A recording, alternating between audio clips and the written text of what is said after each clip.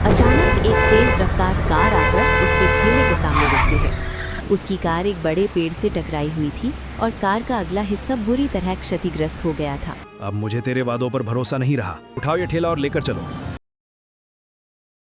3 दिन से लगातार बारिश हो रही थी। आसमान में काले बादल छाए हुए थे। सविता अपने पकौड़े और समोसे का ठेला लिए उस तूफानी बारिश में बेचने निकली थी। बारिश की बूंदों ने उसे सिर से पांव तक भिगो दिया था और हर बिजली की कड़क के साथ उसका दिल जोर से धड़क उठता था। लेकिन इतनी भयंकर बारिश में भी ठेला लेकर निकलना उसकी मजबूरी थी। घर पर उसकी बूढ़ी सास कमला देवी और उसका पति मोहन उसका इंतजार कर रहे थे। मोहन पहले एक छोटी फैक्ट्री में काम करता था, लेकिन कुछ महीने पहले फैक्ट्री बंद हो गई थी। तब से वो बेरोजगार था। घर का सारा खर्च अब सविता के इस छोटी सी ठेले पर ही टिका हुआ था। सविता अपने भीगे हुए हाथों से ठेले को धक्का देती हुई आगे बढ़ रही थी। सविता ने अपना ठेला भारी बारिश में गांव के बीच एक चौराहे पर लगा दिया और ग्राहकों का इंतजार करने लगी। आज बारिश बहुत तेज है, पता नहीं कोई आएगा भी या नहीं, लेकिन घर चलाने के लिए रुकना तो पड़ेगा। आज कुछ बिक्री हो जाए तो घर का राशन निकल आएगा, बस लोग आ जाए। अचानक एक तेज रफ्तार कार आकर उसके ठेले के सामने रुकती है। एक आदमी जल्दी जल्दी बाहर निकलता है, पूरी तरह भीगा हुआ और थोड़ा परेशान सा दिखता है। सुनिए, क्या यहाँ कुछ खाने को मिल सकता है? बहुत भूख लगी है। अभी अभी शहर से आया हूँ, सीधे यहाँ गांव में उतरना पड़ा है। हाँ साहब, है ना, गर्म समोसे और पकौड़े हैं, बारिश में अभी अभी ताज़ा बनाए हैं। बहुत बढ़िया, जल्दी से दे दो, बहुत भूख लगी है। सविता तुरंत एक प्लेट में समोसे और पकौड़े लगाकर देती है। लो जी, गर्म है, संभल के खाना। इसके बाद वो आदमी उन समोसों और पकौड़ों को खाने लगता है। वाह, सच में बहुत स्वाद है। इतनी बारिश में इतना अच्छा खाना मिल गया, मज़ा आ गया। गांव का सीधा साधा स्वाद है साहब, दिल से बनाते हैं, इसीलिए अच्छा लगता है। ठीक है, कितना हुआ? 200 हो गए। रख लो। और सच में खाना बहुत अच्छा था। अगर कभी फिर से आया तो ज़रूर रुकूंगा। अच्छा मैडम, आप एक काम करो, ये समोसे और पकोड़े पैक कर दो, बहुत बढ़िया बने हैं। घर जाकर भी सबको खिलाऊंगा। ठीक है साहब जी, अभी पैक करके देती हूँ। इसके बाद सविता समोसे और पकौड़े उस आदमी को पैक करके दे देती है। इसके बाद वो आदमी वहाँ से चला जाता है। सविता कहती है, लगता है अब कोई नहीं आएगा, बारिश बहुत ज्यादा है और लोग बाग भी अपने अपने घरों से नहीं निकल रहे हैं। तभी वहाँ पर एक छोटा लड़का आ जाता है। अरे बेटा, इतनी बारिश में तुम बाहर क्या कर रहे हो? काकी, तुम्हारे समोसे और पकौड़े जब तक ना खा लूं मजा ही नहीं आता। कुछ पैक कर दो, घर जाकर आराम से खाऊंगा। ठीक है बेटा। सविता मुस्कुराते हुए लड़के के लिए समोसे और पकौड़े पैक कर देती है। लड़का पैसे देकर खुशी खुशी अपने घर की ओर चला जाता है। सविता इधर उधर नजर दौड़ाती है। लगातार हो रही तेज बारिश के कारण सड़कें लगभग खाली हो चुकी थीं। आसमान में काले बादल छाए हुए थे और धीरे धीरे शाम होने लगी थी। लगता है आज अब कोई ग्राहक नहीं आएगा, ये सोचकर सविता अपना ठेला समेटने लगती है। वो बचे हुए समोसे और पकौड़े ठीक से रखती है, ठेले को संभालती है और फिर उसे धकेलते हुए अपने घर की ओर निकल पड़ती है। बारिश अब भी लगातार हो रही थी, ठंडी हवाएं चल रही थीं और बीच बीच में बिजली भी चमक रही थी। सविता जल्दी जल्दी कदम बढ़ा रही थी ताकि अंधेरा होने से पहले घर पहुंच जाए। तभी रास्ते में उसे कुछ ऐसा दिखाई दिया जिसे देखकर वो अचानक रुक गई। उसने देखा कि वही कार वाला आदमी जो कुछ देर पहले उसके ठेले से समोसे और पकौड़े लेकर गया था, सड़क किनारे खड़ा था। उसकी कार एक बड़े पेड़ से टकराई हुई थी और कार का अगला हिस्सा बुरी तरह क्षतिग्रस्त हो गया था। आदमी भी थोड़ा घायल दिखाई दे रहा था। सविता तुरंत अपना ठेला छोड़कर उसके पास दौड़ी। अरे अरे साहब जी, ज्यादा चोट तो नहीं आई? नहीं, सब ठीक है, बस गाड़ी अब बंद पड़ गई है और चिंता इस बात की है कि यहाँ कहीं रुकने के लिए भी जगह नहीं मिलेगी। साहब जी, आप चिंता मत करो, यहीं पास में मेरा घर है। जब तक बारिश नहीं रुक जाती आप मेरे घर चलकर रुक सकते हैं। आपका बहुत बहुत धन्यवाद। धन्यवाद कैसा, हमें एक दूसरे की मदद करनी चाहिए। चलिए मेरे पीछे पीछे आइए। बारिश लगातार तेज हो रही थी। दोनों कीचड़ भरे रास्ते से होते हुए आगे बढ़ने लगे। कुछ देर बाद वे सविता के घर पहुंच गए। साहब जी, यही मेरा घर है, आइए अंदर आ जाइए। अरे सविता, कहाँ रह गई थी बेटी? इतनी तेज बारिश हो रही है बाहर। और ये आदमी कौन है? माँ जी, ये शहर से आए हुए साहब हैं। आज मेरे खेले पर आए थे, रास्ते में इनकी गाड़ी खराब हो गई थी और बारिश भी बहुत तेज हो रही थी, इसलिए मैं इन्हें अपने घर ले आई।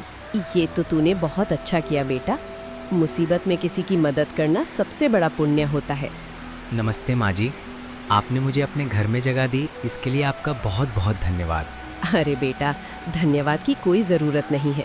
इस घर में आए मेहमान भगवान के समान होते हैं। चल पहले जाकर कपड़े बदल ले, तू तो पूरी भीग गई है। हाँ माँ जी, फिर मैं सबके लिए खाना भी लगा देती हूँ। इसके बाद सविता सबके लिए खाना लगा देती है। लीजिए, सब खाना शुरू करो, गर्मा गर्म है, ठंडा होने से पहले खा लीजिए। सभी खाना खाने लगते हैं।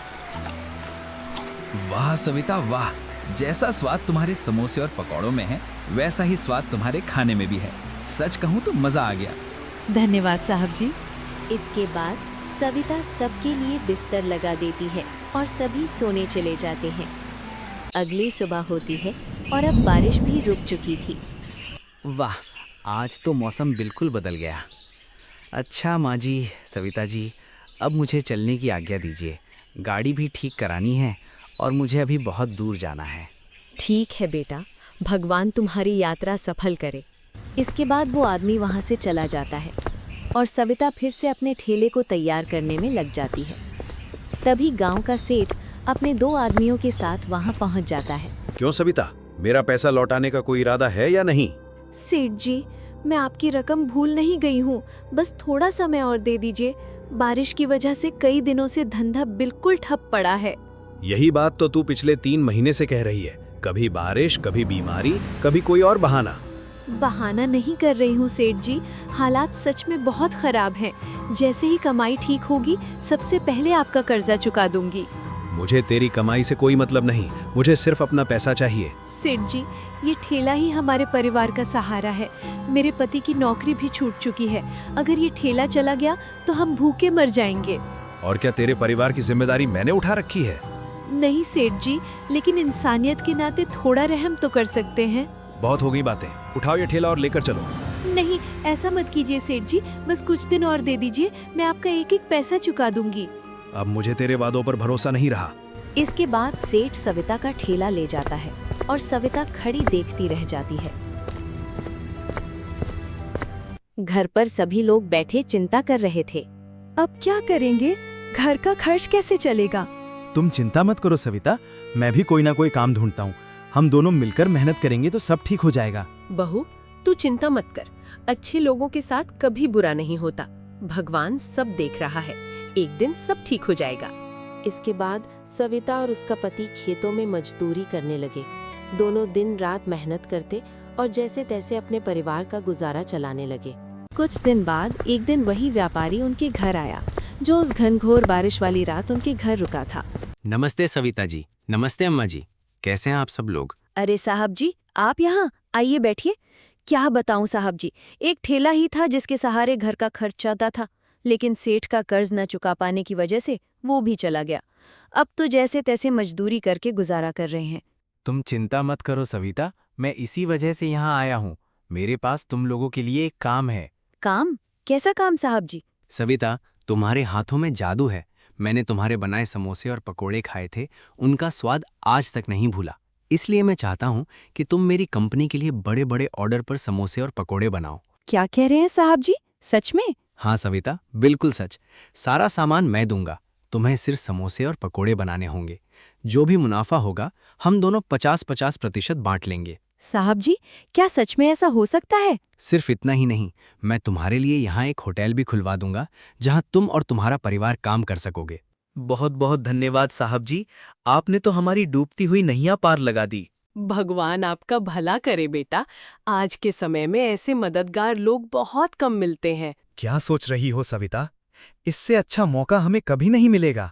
आप ठीक कह रहे हैं, मैं पूरी मेहनत और ईमानदारी से काम करूंगी। इसके बाद व्यापारी की मदद से सविता ने अपना होटल खोल लिया। धीरे धीरे उसके समोसे और पकौड़े दूर दूर तक मशहूर होने लगे। कुछ ही दिनों में बड़े बड़े ऑर्डर आने शुरू हो गए। अब सविता और उसका परिवार दिन रात मेहनत करने लगा। उनकी मेहनत रंग लाई और देखते ही देखते उनकी कमाई कई गुना बढ़ गई। सविता अब उस गांव की सबसे सफल और सम्मानित महिलाओं में गिनी जाने लगी थी। मेहनत, ईमानदारी और अच्छे कर्म कभी व्यर्थ नहीं जाते। भगवान देर से देता है लेकिन देता जरूर है। तुम रहने दो गौरी, ये सब काम मैं अकेले ही संभाल लूंगी। हे भगवान, ये क्या बनाया है बहू तूने? हे भगवान, हमारे तो कर्म ही फूट गए। जैसी बड़ी बहू वैसी ही छोटी बहू। उत्तर प्रदेश के एक छोटे से गांव में रामप्रसाद जी का बड़ा परिवार रहता था। उनके 2 बेटे थे, मोहन और सोहन। मोहन की शादी शहर की पढ़ी लिखी, फैशनेबल और मॉडर्न लड़की रिया से हुई थी। वहीं सोहन की शादी एक साधारण, संस्कारी और देसी लड़की गौरी से हुई थी। रिया को अपने आधुनिक तौर तरीकों पर बहुत घमंड था। उसे लगता था कि गांव के लोगों को दुनिया की कोई समझ नहीं है। दूसरी तरफ गौरी सभी का सम्मान करती और घर के कामों में बढ़ चढ़कर हिस्सा लेती थी। आज रामप्रसाद जी के घर में खुशी का माहौल था, क्योंकि आज उनकी बड़ी बहू रिया की पहली रसोई होने वाली थी। सुबह से ही घर में रिश्तेदारों और पड़ोसियों का आना जाना लगा हुआ था। सभी उत्सुक थे कि शहर से आई मॉडर्न बहू आज क्या-क्या स्वादिष्ट व्यंजन बनाती है। रिया पूरे आत्मविश्वास के साथ रसोई में पहुंची और बोली, मम्मी जी, आज मैं ऐसा खाना बनाऊंगी कि पूरा गांव याद रखेगा। बहू, भगवान तुम्हारे हाथों में स्वाद दे। दीदी, अगर किसी भी चीज की जरूरत हो तो मैं आपकी मदद कर दूंगी। तुम रहने दो गौरी, ये सब काम मैं अकेले ही संभाल लूंगी। ठीक है दीदी, जैसी आपकी इच्छा। हे भगवान, बहू का आत्मविश्वास बना रहे और मेरे घर की इज्जत को भी संभाल लेना। सास सावित्री देवी और छोटी बहू गौरी वहाँ से चली जाती है। उधर रिया पूरे मन और लगन से रसोई में खाना बनाने में जुट जाती है। कई घंटों की कड़ी मेहनत के बाद वो तरह तरह के व्यंजन तैयार कर देती है। अब बारी थी पूरे परिवार के उस खाने का स्वाद चखने की। रिया बड़े गर्व के साथ डाइनिंग टेबल पर खाना सजा देती है। परिवार के सभी सदस्य खाने के लिए बैठ जाते हैं। लो जी, पेश है बेहतरीन खाना आप सभी के लिए। इसके बाद सब खाना खाने लगे हैं। हे भगवान, ये क्या बनाया है बहू तूने? क्यों माँ जी, क्या हुआ? खाना ठीक तो बना है ना? ठीक? अरे ये तो कोई गांव का जानवर भी ना खाए। इतना नमक डाल दिया है तूने खाने में। क्या इतना नमक? लेकिन मैंने तो सब कुछ नाप तौल कर डाला था। अब क्या होगा? सारे मेहमान घर के बाहर बैठे और खाने का इंतजार कर रहे हैं। समस्या तो बहुत गंभीर है, लेकिन अब करें भी तो क्या करें? दोबारा खाना बनाने में तो बहुत समय लग जाएगा। सब लोग यही सोच ही रहे होते हैं कि तभी बाहर रामप्रसाद का दोस्त आ जाता है। रामप्रसाद, हो रामप्रसाद, कहाँ है भैया? बहू ने खाना बनाया या नहीं? अगर बन गया हो तो लगा दे, बहुत जोर की भूख लगी है यार। लगता है प्रकाश जी आ गए हैं। मैं बाहर जाकर सारी परिस्थिति संभालता हूँ, तब तक तुम लोग कुछ करो। बहू जब तुझसे अकेले नहीं हो रहा था तो किसी की मदद ले लेती। इतनी अकड़ दिखाने की क्या जरूरत थी? माँ जी, मैंने तो पूरे मन से खाना बनाया था। ये नमक इतना ज्यादा कैसे हो गया, मुझे खुद समझ नहीं आ रहा। हे भगवान, मेरे घर की इज्जत का क्या होगा? माँ जी, अगर आप अनुमति दें तो मैं एक कोशिश कर सकती हूँ। बहू, इस समय जो भी इस मुसीबत का हल निकाल दे वही हमारे घर की इज्जत बचा सकता है। माँ जी, अभी सब कुछ खराब नहीं हुआ है। अगर हम समझदारी से काम लें तो खाना भी बच सकता है और मेहमान भी खुश हो सकते हैं। गौरी, अगर तुम सच में कुछ कर सकती हो तो प्लीज कर दो। मेरी वजह से घर की इज्जत मिट्टी में मिल जाएगी। दीदी, आप चिंता मत कीजिए। परिवार में एक की समस्या सबकी समस्या होती है। देख रिया, इसे कहते हैं परिवार का साथ। इसके बाद गौरी तुरंत रसोई में चली जाती है। ज्यादा नमकीन सब्जी में उबले आलू और आटा डालकर उसका स्वाद संतुलित करने की कोशिश करती है।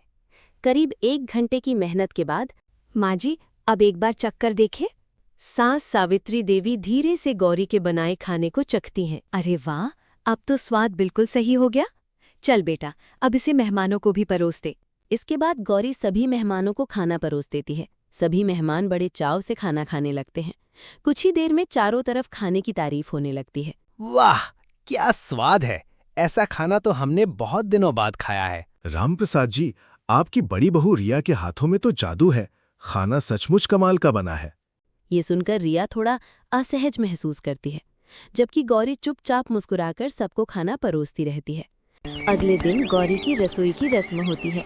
गौरी पूरे मन और लगन से रसोई में जुट जाती है। वो पुराने ढंग से खाना बनाना शुरू करती है। वो तरह तरह के स्वादिष्ट व्यंजन बनाती है। बहू, मेहमान आ गए हैं, चलो जल्दी से खाना लगा दो। जब दोपहर में मेहमान और पड़ोसी खाना खाने बैठते हैं तो पहले ही निवाले में सभी का दिल खुश हो जाता है। अरे वाह, ऐसा स्वाद तो हमने पहले कभी नहीं चखा। गौरी बहू के हाथों में तो कमाल का स्वाद है। हर व्यंजन एक से बढ़कर एक है। हाँ भाई राम प्रसाद, तेरी छोटी बहू के हाथों में तो जादू है जादू। बस खाते जाओ मन ही नहीं भरता। ये सुनकर रामप्रसाद और उसकी घरवाली के मन में बड़ा संतोष होता है। दोनों के चेहरे पर खुशी साफ झलकने लगती है। खाना खाकर सभी मेहमान धीरे धीरे अपने घर चले जाते हैं। रात हो जाती है, घर में चारों ओर शांति छा जाती है। तभी गौरी और रिया के सास ससुर आपस में बैठकर बातें करने लगते हैं। हमारी छोटी बहू बहुत समझदार है, उसने हमारे घर की इज्जत बचा ली। हाँ शांति, तुम ठीक कह रही हो। मैं ये सोच रही हूँ कि घर की सारी जिम्मेदारी छोटी बहू को ही दे दूँ। घर की सारी चाबियों की जिम्मेदारी भी वही संभाले। वो उन्हें बड़ी जिम्मेदारी और समझदारी से रखेगी। हाँ शांति, तुम बिल्कुल ठीक कह रही हो। छोटी बहू ने अपने व्यवहार और गुणों से साबित कर दिया है कि वो इस जिम्मेदारी के लायक है। सास सावित्री देवी दोनों बहुओं को अपने पास बुलाती हैं। फिर घर की चाबियों का गुच्छा उठाकर छोटी बहू गौरी की ओर बढ़ा देती हैं। गौरी, आज से इस घर की चाबियों और जिम्मेदारियों की देखभाल तुम करोगी। ये सुनते ही बड़ी बहू रिया के चेहरे का रंग बदल जाता है। माँ जी, इस घर की बड़ी बहू मैं हूँ, तो इन चाबियों की जिम्मेदारी मुझे मिलनी चाहिए, ना कि गौरी को।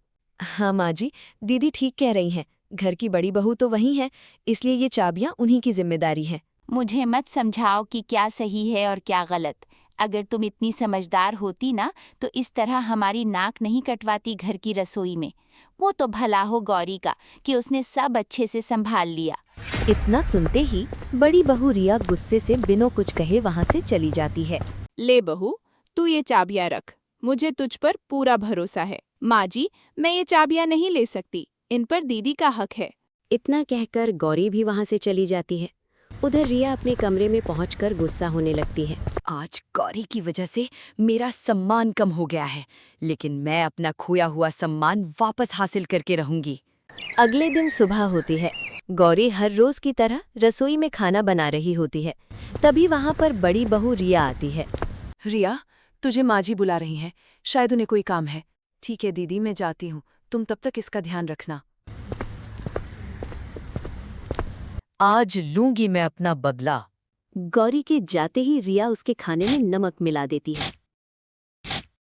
जब सब लोग खाना खाने बैठते हैं तो पहला ही निवाला खाते ही,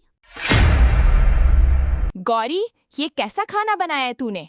आज तूने भी रिया की तरह इसमें इतना नमक कर दिया। नहीं माँ जी, मैंने तो नमक बिल्कुल ठीक ही डाला था। तो क्या मैं झूठ बोल रही हूँ? हे भगवान, हमारे तो कर्म ही फूट गए। जैसी बड़ी बहू वैसी ही छोटी बहू, सब के सब एक जैसे। ये सुनकर सभी लोग खाना छोड़कर वहाँ से चले जाते हैं। गौरी मन ही मन बहुत दुखी हो जाती है और सोचने लगती है कि आखिर उससे गलती कहाँ हुई। अगले दिन गौरी बड़े ही ध्यान से खाना बनाने लगती है। वो सभी मसालों का बहुत ध्यान रखती है। तभी वहाँ पर फिर से रिया आ जाती है। गौरी, माँ जी तुझे बुला रही हैं, शायद उन्हें कोई काम है। तू जा, ये सब मैं देख लूंगी। ठीक है दीदी। ये ले गौरी, मेरा दूसरा वार, आज तेरी खैर नहीं। गौरी के जाते ही रिया उसके बनाए हुए खाने में मिर्च मिला देती है। कुछ देर बाद सभी लोग खाना खाने बैठते हैं। खाना चखते ही, अरे गौरी, तेरा ध्यान कहाँ रहता है? इतनी मिर्च, मेरा तो मुंह ही जल गया। तेरे बस की नहीं है तो बता दे मुझे, मैं खुद ही खाना बना लिया करूंगी। दो बहुएं हैं और दोनों ही बेकार। माँ जी, मैंने तो पहले ही कहा था कि ये सारी जिम्मेदारियां गौरी नहीं संभाल पाएगी। कह तो तू ठीक ही रही है बहू। ये ले, आज से घर की सारी जिम्मेदारी तेरे ऊपर। और गौरी, तू अपनी दीदी से कुछ सीख। इतना कहकर गौरी की सास वहाँ से चली जाती है। गौरी मन ही मन ये सोचकर दुखी होने लगती है कि उससे गलती कहाँ हुई। इधर रिया मन ही मन बहुत खुश थी। आखिरकार जो वो चाहती थी उसे मिल ही गया था। उसे लगा कि उसने अपना खोया हुआ सम्मान फिर से हासिल कर लिया है। कुछ दिनों बाद बड़ी बहू रिया की तबीयत खराब हो जाती है। वो इतनी बीमार पड़ जाती है कि बिस्तर से उठ भी नहीं पाती। ऐसे में घर की सारी जिम्मेदारियां गौरी के कंधों पर आ जाती है। वो दिन रात एक कर देती है। एक तरफ वो पूरे घर का काम संभालती है और दूसरी तरफ अपनी जेठानी रिया की सेवा में भी कोई कमी नहीं छोड़ती। गौरी समय पर दवा देती, उसके लिए खाना बनाती, उसका ध्यान रखती और रात रात भर जागकर उसकी देखभाल करती। ये सब देखकर रिया मन ही मन सोचने लगती है, मैंने गौरी के साथ कितना गलत किया। मैंने उसे नीचा दिखाने की हर कोशिश की, लेकिन फिर भी वो मेरी इतनी सेवा कर रही है। ये सोचते ही पश्चाताप के आंसू उसकी आंखों से निकल पड़ते हैं। क्या हुआ दीदी, आप इस तरह से क्यों रो रही हो? गौरी, मैंने तुम्हारे साथ बहुत गलत किया। तुम्हें नीचा दिखाने के लिए मैंने ही तुम्हारे खाने में नमक और मिर्च मिलाई थी। ये मुझे पता है दीदी, बस मैं इसलिए चुप थी ताकि आपका सम्मान इस घर में कम ना हो जाए। क्या तुम्हें पता था, लेकिन फिर भी तुमने इस अन्याय के खिलाफ कुछ नहीं कहा? दीदी, घर परिवार में ऐसे मतभेद होते ही रहते हैं। परिवार की गलतियों को माफ करके एक साथ चलना ही तो परिवार कहलाता है। और मुझे कभी भी घर की चाबियां नहीं चाहिए थी। मुझे तो बस मेरा परिवार खुश और सुखी चाहिए। ये सुनते ही रिया को और भी गहरा पश्चाताप होने लगता है। वो फूट फूट कर रोने लगती है। अगले दिन वो अपनी सास के पास जाती है और हाथ जोड़कर सारी सच्चाई बता देती है। माँ जी, गलती गौरी की नहीं, मेरी थी। मैंने ही उसके साथ अन्याय किया। कृपया मुझे माफ कर दीजिए। सास सावित्री देवी की आंखें भी नम हो जाती हैं। मैं बड़ी ही धन्यभागी हूँ गौरी, जो तू मेरे घर बहू बनकर आई। बेटा, मुझे भी माफ कर देना। मैंने बिना सच्चाई जाने तुझे कितना कुछ सुना दिया। नहीं माँ जी, आप बड़े हैं, आपका हक बनता है। मैं तो बस यही चाहती हूँ कि हमारा परिवार हमेशा एक साथ खुशहाल बना रहे। इसके बाद रिया और गौरी के बीच का सारा मनमुटाव खत्म हो जाता है। दोनों एक दूसरे की अच्छी दोस्त बन जाती हैं। घर का हर काम मिलजुल कर करती हैं और पूरे परिवार को हमेशा जोड़े रखती हैं। समय बीतने के साथ उनका घर प्रेम, सम्मान और खुशियों से भर जाता है। इसी को सुखी परिवार कहते हैं, जहां बहुएं आपस में देवरानी और जेठानी बनकर नहीं, बल्कि सच्ची दोस्त बनकर रहती हैं।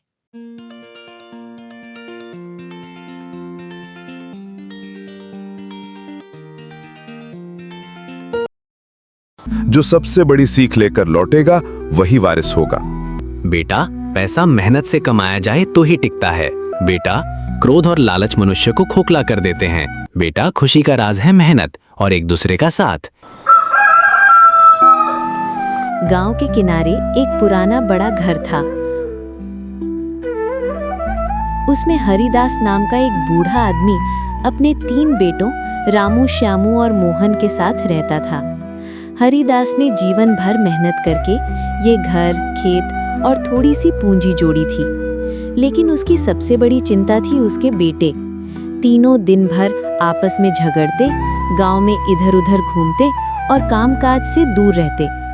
एक दिन हरिदास अपने पुराने मित्र पंडित जी से बोला, पंडित जी, अब उम्र बहुत हो चली है, जिंदगी का भरोसा नहीं, लेकिन मेरे तीनों बेटे निखट्टू हैं। अगर मैंने अभी घर खेत बांट दिए तो सब बर्बाद कर देंगे। भाई हरिदास, बेटों की परीक्षा लो, उन्हें कोई सीख दो, तभी वे सुधरेंगे।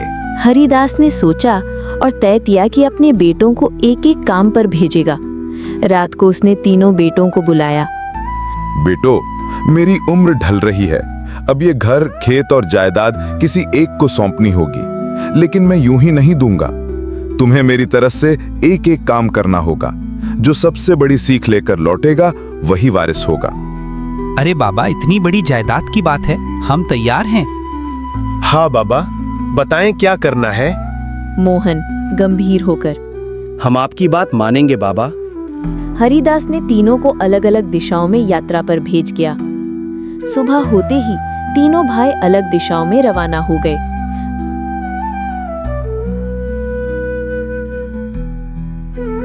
रामू चलते चलते एक नगर में पहुंच गया। वहां उसने देखा कि लोग सुबह से रात तक व्यापार में लगे रहते हैं। आगे चलकर वो एक व्यापारी से मिला। रामू, चाचा, आप इतना परिश्रम क्यों करते हैं? आपके पास तो पहले से बहुत पैसा है। बेटा, पैसा मेहनत से कमाया जाए तो ही टिकता है। अगर मेहनत छोड़ दी तो धन भी साथ छोड़ देगा। रामू ने पहली बार समझा कि बिना मेहनत के धन टिक नहीं सकता। उधर श्यामू चलते चलते एक संत के आश्रम में पहुंचा। बाबा, मुझे जीवन का सबसे बड़ा सत्य सिखाइए। संत: बेटा, क्रोध और लालच मनुष्य को खोखला कर देते हैं। धैर्य और सच्चाई से ही जीवन सुधरता है। जो आदमी सच और धैर्य से चलता है वही सबका प्रिय बनता है। श्यामू को पहली बार एहसास हुआ कि सिर्फ लड़ाई झगड़े से जीवन में कुछ नहीं मिलता। उधर मोहन एक गरीब किसान के घर पहुंचा। किसान और उसकी पत्नी दिन रात खेतों में काम करते थे, फिर भी उनके चेहरे पर मुस्कान रहती थी। मोहन हैरान होकर: आपके पास तो बहुत कम साधन है, फिर भी आप इतने खुश कैसे रहते हैं? बेटा, खुशी का राज है मेहनत और एक दूसरे का साथ। जो दूसरों की मदद करता है उसका जीवन कभी खाली नहीं रहता। मोहन को गहरी सीख मिली। असली धन मेहनत और परोपकार है। कई महीनों बाद तीनों भाई लौटकर पिता के पास आए। हरिदास ने पूछा: तो बेटो, क्या सीखा? बाबा, मैंने सीखा कि धन सबसे बड़ा है, लेकिन वो मेहनत से ही टिकता है। बाबा, मैंने सीखा कि धैर्य और सच्चाई से ही जीवन सुधरता है। मोहन: बाबा, मैंने सीखा कि सबसे बड़ा धन है मेहनत और दूसरों की मदद। धन और इज्जत दोनों उसी से आते हैं। हरिदास मुस्कुराए और बोले: तीनों ने अच्छी बातें सीखी, लेकिन जो दूसरों की मदद को सबसे बड़ा मानता है वही घर परिवार को सही ढंग से चला सकता है। इसलिए मैं ये घर और जमीन मोहन को सौंपता हूँ। रामू और श्यामू पहले तो चुप रहे, फिर समझ गए कि पिता ने सही फैसला किया है। तीनों ने मिलकर मेहनत शुरू की और घर फिर से खुशियों से भर गया। जीवन का असली वारिस वही बन सकता है जो मेहनत और दूसरों की मदद को सबसे बड़ा कर्तव्य समझे।